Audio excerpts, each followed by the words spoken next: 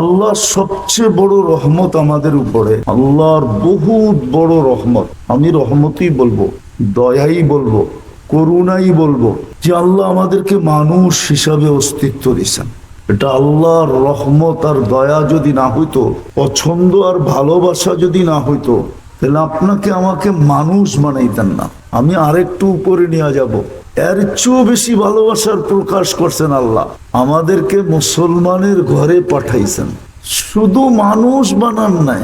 মানুষ বানাইলে তো ভাবতাম যে শুধু এক ধরনের ভালোবাসা, মানুষ হিসাবে ভালোবাসা। মানুষও বানাইছেন, আবার ভালোবাসার মাত্রাকে আরো উপরে নিয়ে গেছেন, আরো উপরে উঠাইয়া দিছেন। মুসলমানের ঘরে আমাদেরকে অস্তিত্ব দিছেন। হ্যাঁ, সত্য এটাই। ওলামা একমত হবে, আল্লাহর ভালোবাসা যদি আপনার আমার উপরে না হইতো আরো উচ্চ স্তরে, তাহলে কোনোদিন মুসলমানের ঘরে আসার সুযোগ হইতো না। আরো একটু উপরে নিয়ে যেতে চাইতেছি, যার পরে আর কোনো ভালোবাসাই নাই, ভালোবাসা শেষ।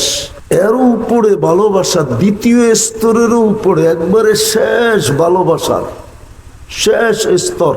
আল্লাহ আমাদের সাথে প্রকাশ ঘটাইছেন, আল্লাহ আমাদেরকে উম্মতে মুহাম্মদী বানাইছেন। সুবহানাল্লাহ।